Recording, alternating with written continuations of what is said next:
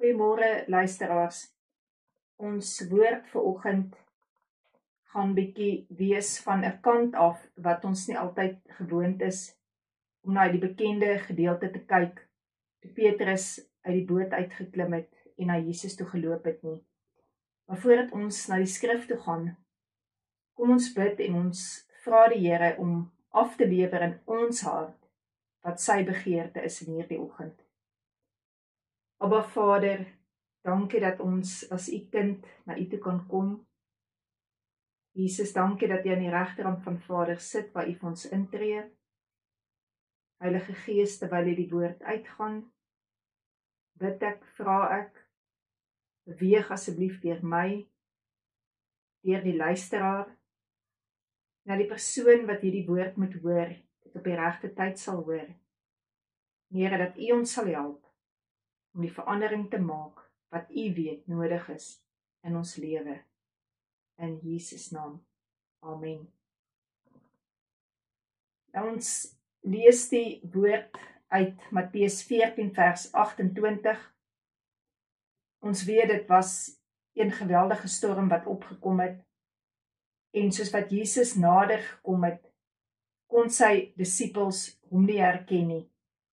In Matteus 14 vers 28 antwoord Petrus die Here en hy sê vir hom: As dit u is, beveel my om op die water na u toe te kom. Jy hoor die woorde, as dit u is, hoe Petrus vra, Here, sê u vir my om na u toe te kom. En jy hoor die woord ook, die water. En Jesus sê vir hom, kom. En Petrus klim toe van die skei af en hy loop op die water om na Jesus toe te gaan. Maar toe hy die sterk wind sien, het hy bang geword. En hy het begin sink. En hy het uitgeroep, Here, red my. Matteus 14 vers 31, Jesus het dadelik sy hand uitgesteek en hom gegryp en hom gesê: Kleingelowige, waarom het jy getwyfel? Nou dit is so, as ons gelowiges is, dan wil ons baie seker wees dat 'n woord van die Here af is. En ons sal baie keer sê, as ons 'n woord hoor, hierdie is my bevestiging, of daardie is 'n bevestiging. Baie keer sal mense ook goed ervaar, byvoorbeeld in die natuur of wat ook al, wat vir hulle 'n bevestiging is. Hulle sal wag vir daardie skrif wat 'n bevestiging is. En ons sien hier dat Petrus vir Jesus dit gesê het, omdat hulle nie gewoond was dat Jesus op die water loop nie. Dit was vir hulle 'n eerste keer wat hulle hierdie ervaar het. So hy wou seker maak, is dit die Here.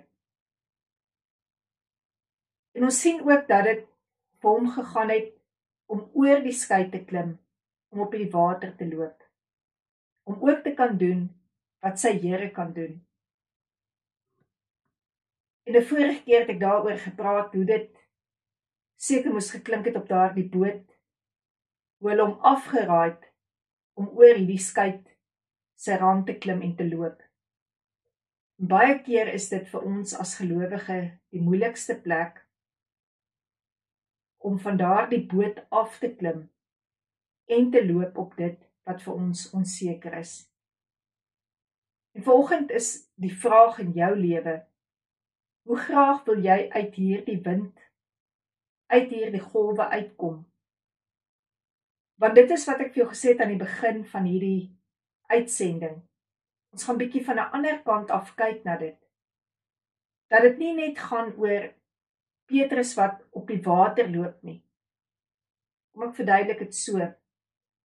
Baie keer sal ons na die Here toe gaan en ons sal die Here vra vir iets, ons sal die Here smeek vir iets. En sê maar ons kry dit.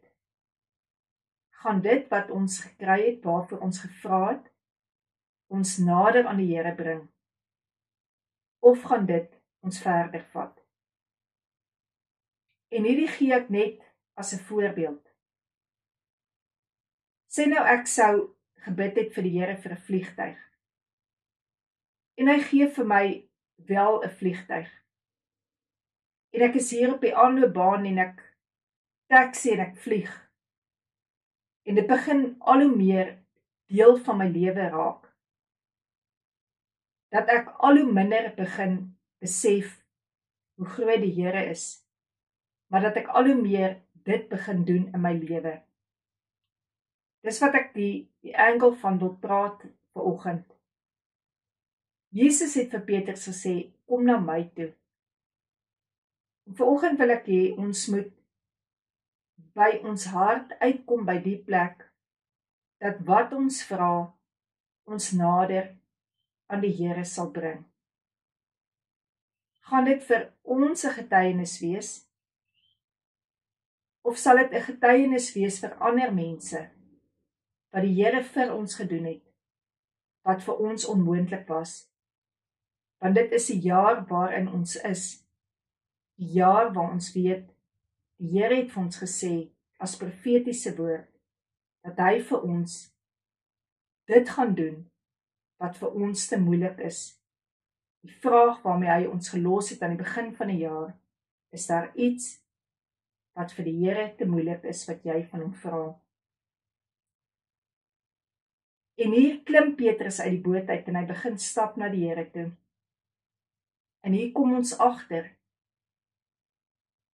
wat met hom gebeur het, toe hy na die golwe begin kyk het, die wind, toe hy gesink het, toe sy oë weggevat het van Jesus af.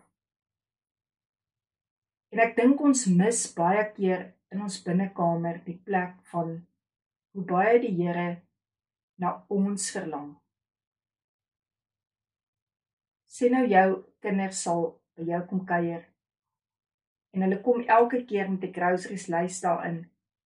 Hulle kom sit net vinnig by jou en hulle sê, ma, pa, dit wil ek hê, dit wil ek hê, dit wil ek hê, dit wil ek hê. Sou jy nie meer wou gehad het van hulle tyd, hoe dit regtig met hulle gaan nie?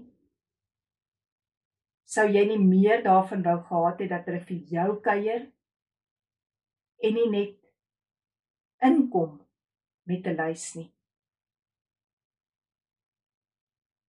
En toe Petrus by Jesus gekom het, hierdie is altyd vir my so treffende woord.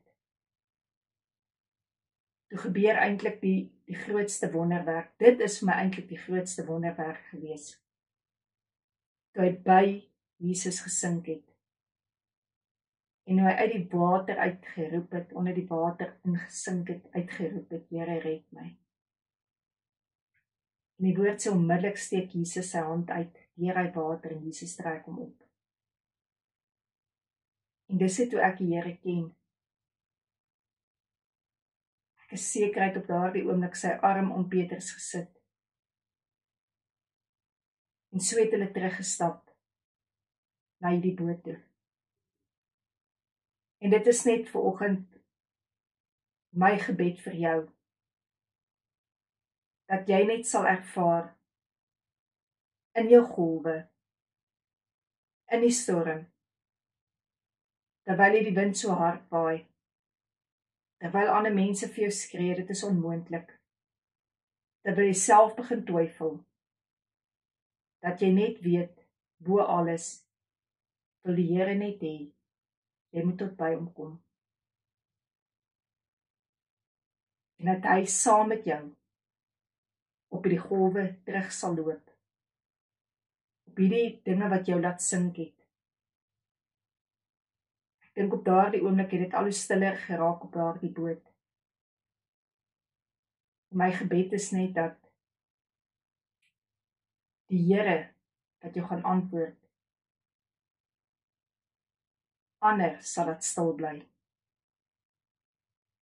Anders sal dit stil bly wat negatief praat. Anders sal dit stil bly wat woorde gehad het, hulle glo nie meer nie.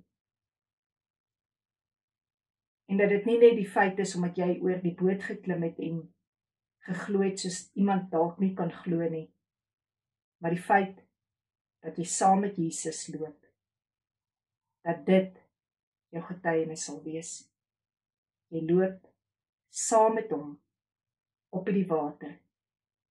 Jy loop saam met hom terug. As ons vanoggend wil vra, na wat toe moet ons terugloop, dan wil ek vir jou communion bedien, terwyl jy op 'n plek is waar jy dalk oor die boot se rand moet klim, wat jy weet hierdie week vir jou voorlê. Ek weet die Here gaan vir jou hierdie week doen wat jy nie geweet het ooit moontlik is nie. Ek weet dit, want hy wie in my is, ervaar ek. Ek kan ervaar hoe sy krag deur my gaan. Ek kan ervaar hoe sy liefde jou wil aanraak. En vir jou wil sê, wanneer jy die bloed van Jesus drink, en jy regtig besef, dit het gegaan oor liefde, nie net om jou sonde te vergewe nie, maar omdat hy jou lief het, het hy vir jou daar op die kruis gesterf, sodat jy kan vry wees. Dat jy sal weet, dit gaan nie net om jou wonde te genees nie, maar omdat hy jou lief het, wil hy jou wonde genees.